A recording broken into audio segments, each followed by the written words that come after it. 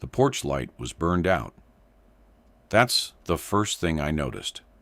Standing in the driveway of my son's house at 9:47 on a Tuesday night.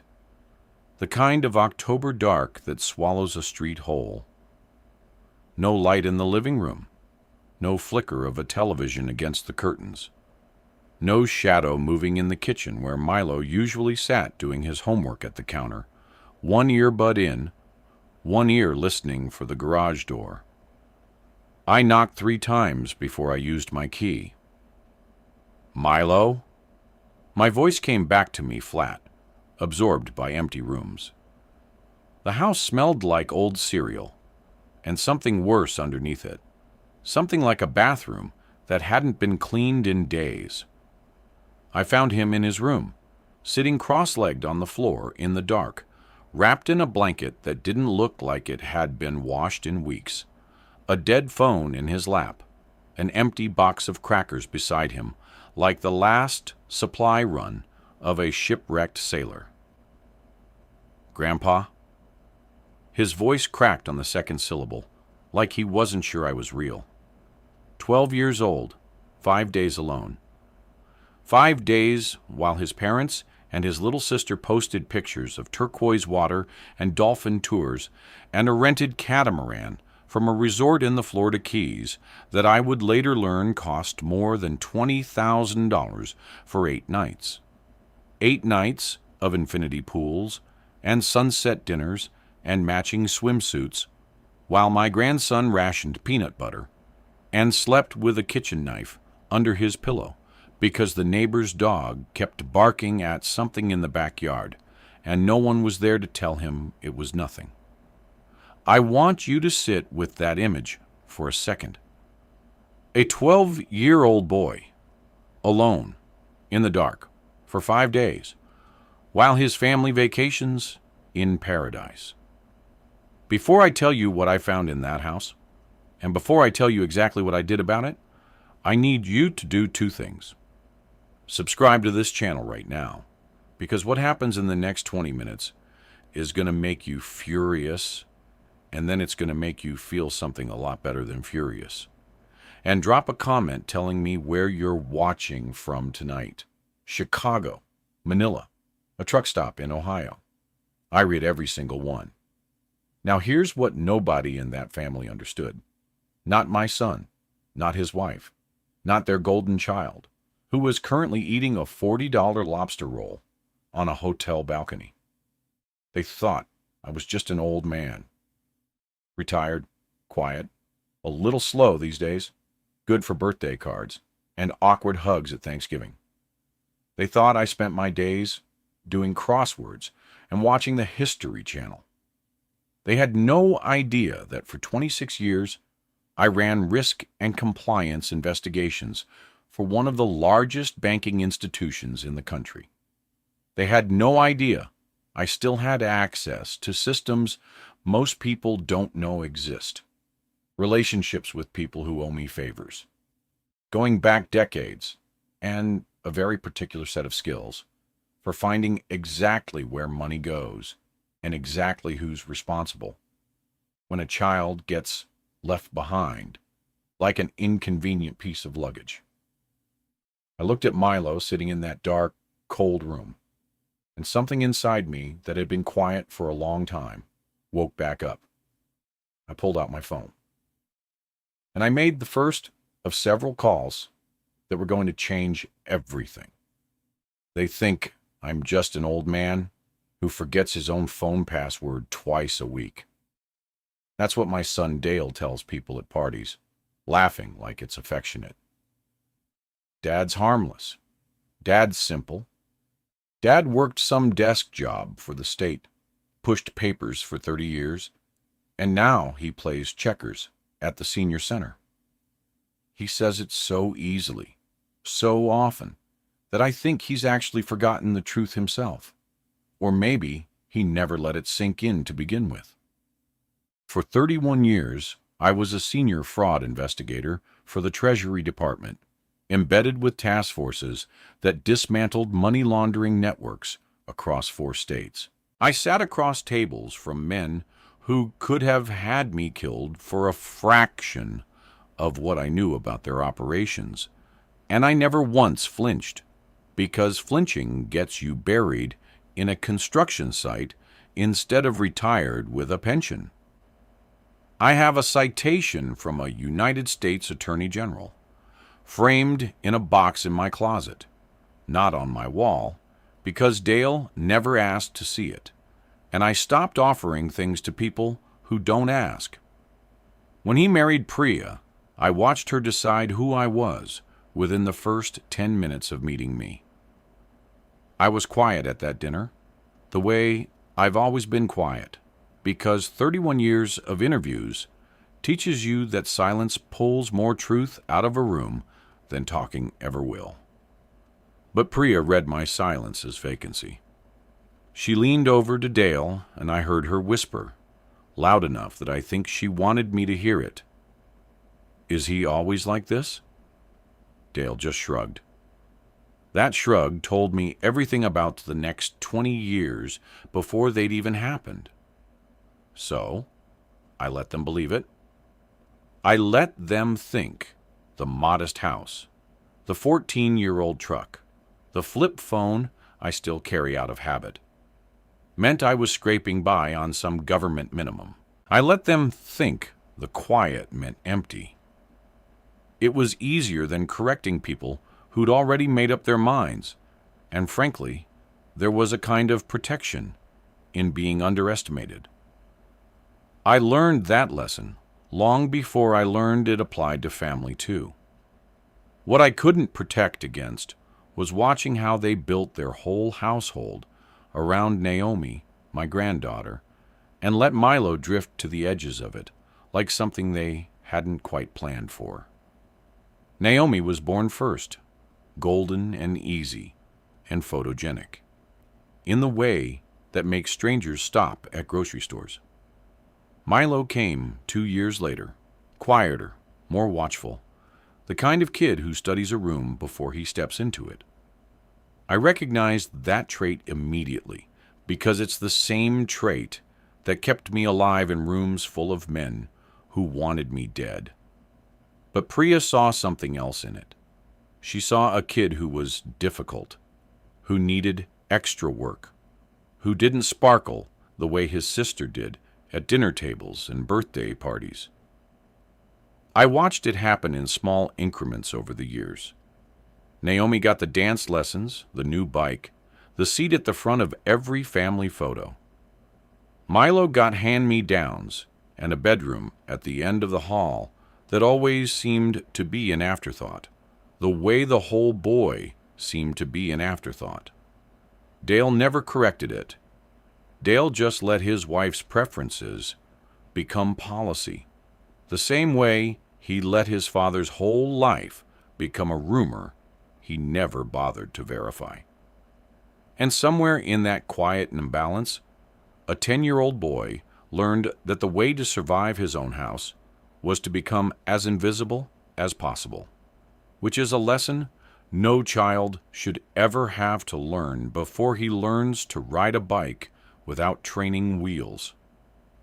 It hadn't happened all at once. That's the part I keep circling back to.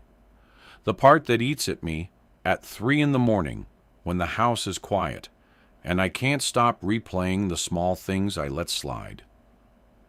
If it had been sudden, I could forgive myself for missing it. But it wasn't sudden. It was slow, deliberate, the way water finds a crack in a foundation and just keeps widening it until one day the whole wall gives out. It started, as far as I could tell, around March. Dale and his wife Renata began talking about Chloe's gymnastics like it was a religious calling. Chloe is 7, bright, bubbly, the kind of kid who lights up a room. And I don't blame her for any of this, not for 1 second. But suddenly, there were private coaching sessions 3 times a week at $90 an hour. There was a competition leotard that cost more than my first car payment.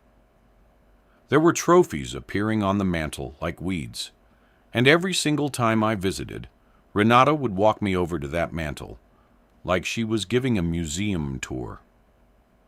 Look what our girl did this week, Frank. Our girl.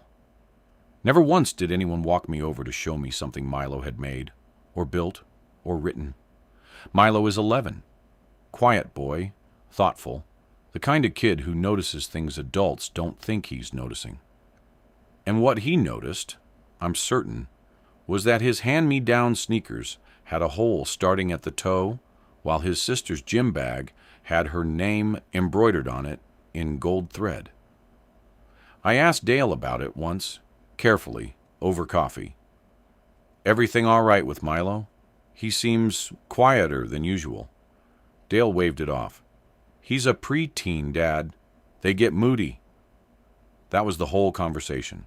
3 sentences, and I let it go because I told myself I was an old man overstepping. That parents know their own kids better than a grandfather who visits twice a month. Then came the phone call. I wasn't supposed to answer it. I was at Dale's house, waiting for him to get back from the store, sitting in the kitchen, and his cell phone rang on the counter, and out of habit, 31 years of habit, answering phones because someone needed information right now. I picked it up before I even thought about it. It was Milo's school, a counselor, a woman with a tired, kind voice, asking to speak with Milo's father about some concerns from this semester. I told her Dale wasn't available and asked if I could take a message as the boy's grandfather. There was a pause, then she said it anyway, maybe because she sounded relieved someone was finally listening. Milo's grades had dropped 2 full-letter grades since September. He'd been coming to school in the same clothes multiple days in a row. His teacher had mentioned he sometimes didn't have lunch money and didn't ask for any. He just sat there. The counselor said she'd left 2 messages already. 2. I wrote it all down on the back of a receipt in my shirt pocket, my hands steadier than they had any right to be. Because underneath the calm, I was doing the math I'd done for 30 years on far worse cases. The math of neglect. The pattern that always starts small and gets ignored because nobody wants to be the one who says the ugly word out loud. When Dale got home, I told him about the call. He shrugged, said he'd handle it, and never brought it up again. I should have pushed harder that day. I didn't know yet how much that silence would cost. The call came from Ruth Hensley next door, her voice pitched high and thin, the kind of voice that's been rehearsing what to say for an hour before finally dialing. I don't want to overstep, she said, but I haven't seen lights on over there in 3 days, and I thought I heard something earlier. Crying, maybe. I know they're away, but she trailed off, and I already had my keys in my hand before she finished the sentence. 22 minutes. That's how long the drive takes from my place to Dale's, and I made it in 17, running the yellow on Fairmont, knowing full well a man my age has no business driving like that, and not caring one bit. The porch light was burned out, like I said. I stood there a moment, key in the lock Dale gave me 2 Christmases ago for emergencies, and I remember thinking, is this an emergency? Or am I about to embarrass myself in front of an empty house where my grandson is simply asleep at his neighbor's, safe and sound, and I'm the fool who panicked over nothing? Then I opened the door, and the smell hit me first. Sour milk. Garbage that hadn't been taken out. Something underneath it all. That particular staleness of a house that's been shut up tight with no one moving through it. No windows cracked. No fresh air. Milo? My voice came out smaller than I wanted it to.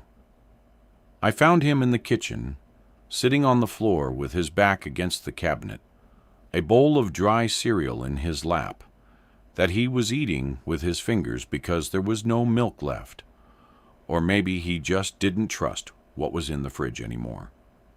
He looked up at me, and his face did something I'll never forget. Relief and confusion fighting each other, like he couldn't decide if I was really there or if he'd conjured me out of wanting. "Grandpa," he said.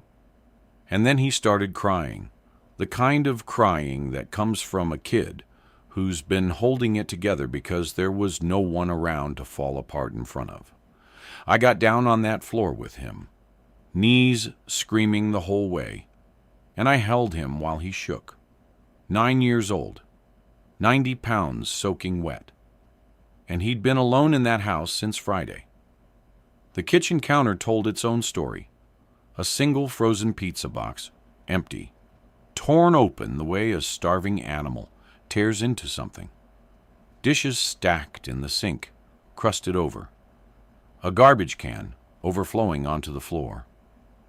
Down the hall, his bedroom light didn't work either, the bulb dead, and he'd been sleeping with his door open and the bathroom light on because, he told me later, it's less scary that way. I checked my phone right there in that kitchen because some part of me needed to see it with my own eyes. And there it was, Dale's page, photos from that afternoon, him and Sherry and Milo's sister Paisley on a boat, the water so blue it looked fake, Paisley's hair whipping in the wind, a plate of grilled shrimp in front of them, the caption reading, "Living our best life in Islamorada." 41 comments, friends telling them they deserved this. Someone writing, "You two work so hard. Enjoy every second." I sat there on that filthy kitchen floor, with my grandson's head on my shoulder, looking at that photo, and something in me went very cold and very still. Not rage yet. Rage would come later, ugly and useful. This was something quieter. This was arithmetic. This was 31 years of reading ledgers and knowing exactly what it looks like when someone is lying about where the money went. Except this time, the missing thing wasn't money. It was a 9-year-old boy, and nobody had even noticed he was gone. I didn't call Dale that night. I didn't call anyone. I sat in my car outside that dark house for 11 minutes, and then I drove home, and I did what I have always done best. I got quiet, and I got to work. 31 years at the Department of Revenue, the last 12 of them in the fraud division, taught me one thing above everything else. People who are hiding something never think the paper trail matters. They think it's about what they say, what they perform, what they let you see through the living room window. They forget that money leaves fingerprints. Money doesn't lie the way people do. So I made coffee at 11 at night, sat down at the same desk where I used to build cases against men who thought they were smarter than the state of Ohio. And I opened my laptop. I still had contacts. That's the thing about 31 years. You don't just leave with a pension, you leave with names. People who owe you favors. People who remember you covered for them once. People who know that Walt Bregman doesn't ask questions unless the answer matters. I emailed a woman named Carol who still works in records. I called a man named Desmond who used to run credit verification and now consults privately. I was careful. I was patient. I have always been patient.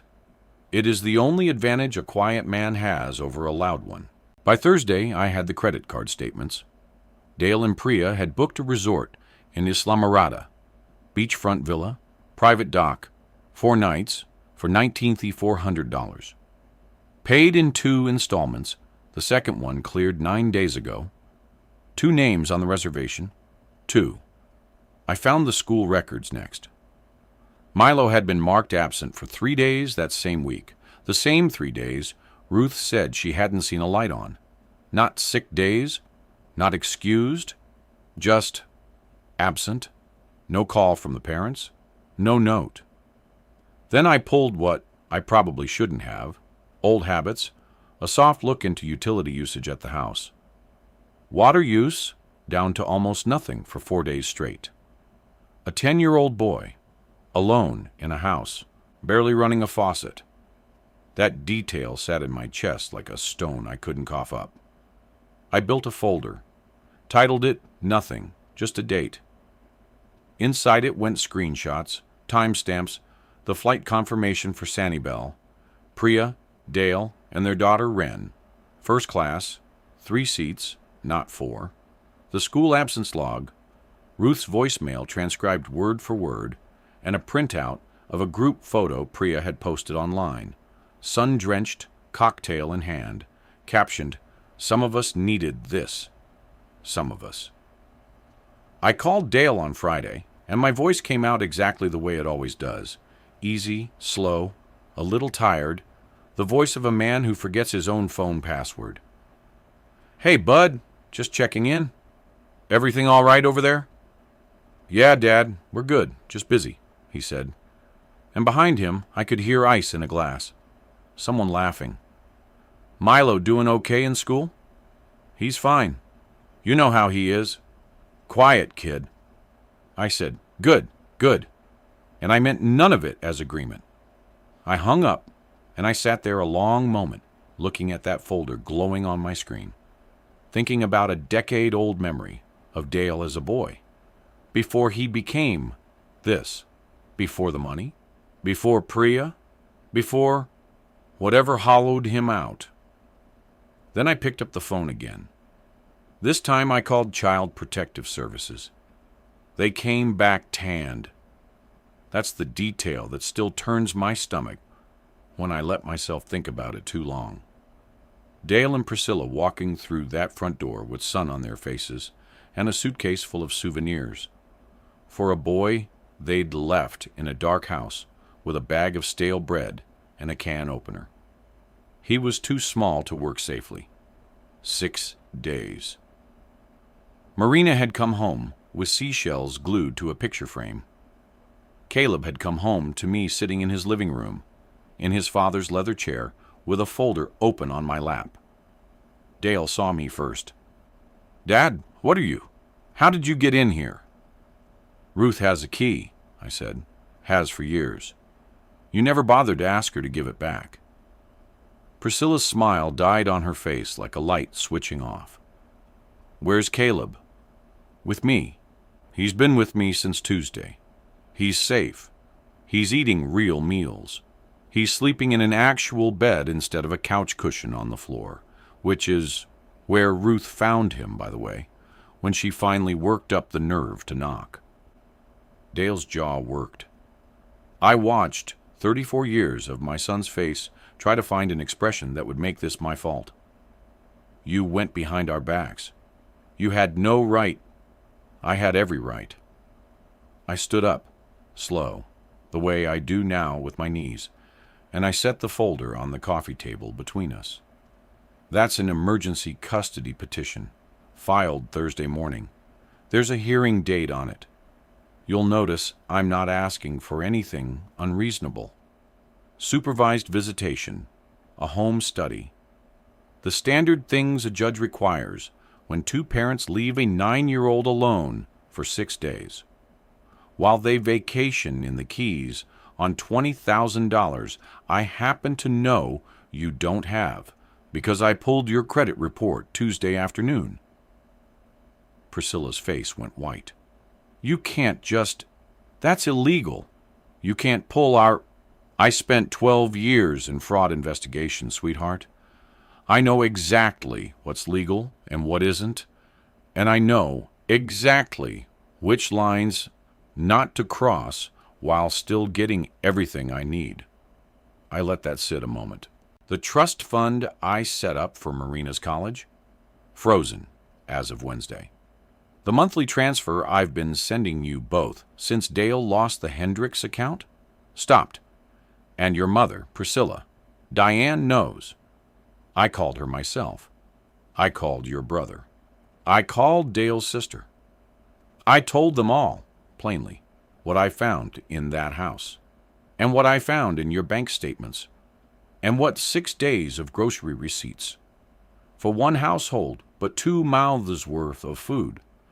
Looks like when someone who's done this for a living sits down and actually reads them. You had no right to tell them anything, Dale said, and his voice cracked, not with grief, I think, but with the particular panic of a man realizing the mask has slipped for good. I have every right, I said again, quieter now. You told everyone at every party for 10 years that I was harmless. Simple. A man who pushed papers for the state and plays checkers with old men on Tuesdays. You believed that story so completely that you forgot who told it. I let you believe it, Dale. I let you believe it because it made you comfortable. And I thought comfortable meant kind. I picked my coat up off the back of the chair. I was wrong about that. I won't be wrong about it again. Priscilla was crying now, ugly and fast, but I noticed neither of them had asked to see him yet. Too young to operate safely. That's the image I keep coming back to. The tan, the laughter, the little pink bag from some gift shop in Islamorada with a stuffed dolphin sticking out of it, for Presley, who is 9, and who got a week of paddleboarding and key lime pie, while Wyatt, who is 7, got a house with the blinds shut and a phone that had been disconnected for non-payment 3 weeks earlier. I didn't know that part yet, standing outside my car that night. I only knew what Ruth told me, and what Ruth told me was enough to make my hands shake on the steering wheel the whole drive home. I want to explain what those 11 minutes in the car were, because I've asked myself since why I didn't just walk up and knock. The truth is uglier than I'd like. Some part of me, the part that had spent 3 decades reading people's bank statements and finding the lie hidden inside a column of numbers that looked perfectly ordinary, knew that walking up to that door and pounding on it would only give them time. Time to coach Wyatt on what to say. Time to turn a light on and pretend the house had never been dark. I have seen guilty people rearrange a scene in less time than it takes to boil water. So I sat there, watching that black house, and I made a decision that still costs me sleep. I chose to build a case instead of banging on a door. The next morning I called in a favor from Carol Ann Whitfield, who used to run intake at the county's Child Protective Services office before she retired 2 years ahead of me. I hadn't spoken to her in 8 months, not since her husband's funeral, but she picked up on the second ring like no time had passed at all. "Frank," she said, "you sound like you've been up all night." "I have," I told her. "I need you to tell me, off the record, what it takes to open a welfare check that actually goes somewhere. Not a drive-by, not a knock-and-leave-a card. Something with teeth." There was a pause on the line, long enough that I heard her set down a coffee cup. "You're talking about Dale's boy," she said. It wasn't a question. "I'm talking about my grandson," I said. She was quiet a moment longer. "You know how many times a year I used to get calls like this and had to close the file because the parents answered the door with a big smile and a clean kitchen? Neighbors' concern isn't enough, Frank. You need something documented. Dates, times, witnesses, a pattern." "I can build a pattern," I said, and I meant it in a way that surprised even me. That afternoon, I started what I would later think of as my own private audit. The way I used to when a company's numbers looked fine on the surface, but something underneath smelled wrong. I drove past the house 4 times a day at staggered hours. I wrote down when lights came on and when they went off.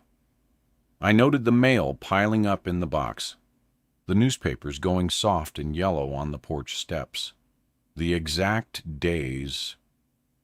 Ruth said she heard crying through the shared fence line. I photographed the overflowing trash can from the sidewalk, careful to stay on public ground, because I already knew, better than most people ever will, that the difference between a case that holds and a case that falls apart in someone's hands is documentation. Cold, dated, boring documentation. It had saved 100 fraud cases in my career. Now I needed it to save a little boy. Wyatt lives with me now. That's the sentence I still catch myself saying out loud sometimes, alone in the kitchen, just to make sure it's real. He has the room that used to be my sewing room, and we painted it blue because he asked for blue. And there's a night light shaped like a lighthouse plugged into the wall by his bed, because he told me quietly, without looking at me, that he doesn't like when it's too dark. I didn't ask him why. I think I already know why. It took 11 weeks. A caseworker named Renata who never once returned my calls late, and every document I'd spent that first sleepless night pulling together. But Child Protective Services and eventually a family court judge with tired eyes and no patience left for excuses agreed with what I already knew. Dale and Priscilla lost custody, not just of Wyatt, of Presley too for now, while a court-ordered evaluation runs its course, while somebody with a clipboard and a title decides whether two people who left a 7-year-old alone in the dark for 4 days can be trusted with either of their children ever again. Dale called me twice after the ruling. I let both calls go to voicemail. There's nothing he can say to me that will undo what I saw when I finally got that door open, and I've stopped pretending I owe him the chance to try. Presley visits on weekends now. She and Wyatt build forts out of couch cushions in my living room, and sometimes I hear them laughing so hard neither one can breathe, and I have to go stand in the hallway for a minute because it undoes me every time. She's 9. She didn't do anything wrong. She just got taken to the Keys while her brother got left behind. And somehow both of those things are true, and both of those things are wounds, just different shapes of the same wound. Wyatt is doing better. He eats now like a boy who trusts there'll be a next meal. He still checks that the porch light is on before bed every night without me asking. Some habits don't leave a child just because the danger did. But he laughs now, real laughing, from somewhere deep. And every time I hear it, I think about that dark house, that empty refrigerator, that can opener. He was too small and too scared to use. And I think, not this time. Not on my watch. Not ever again. I've spent 31 years reading numbers that told the truth when people wouldn't. I never thought that skill would end up saving my own grandson. But I think that's the thing nobody tells you about getting older. You don't stop being useful. You just get quieter about it until the moment you're needed. And then all those years come rushing back into your hands at once. If there's a child in your life who's being left in the dark, literally or otherwise, don't wait 11 minutes in a driveway like I did. Don't talk yourself into believing it's not your business. It is. It always is. If this story meant something to you, if it reminded you of someone you love, or someone you wish had shown up sooner for you. Subscribe and tell me your own story in the comments. I read every single one. And if you know somebody who needs to hear tonight that it's not too late to step in and be the adult a child needed all along, send this to them. There's more of these stories coming. Stay close.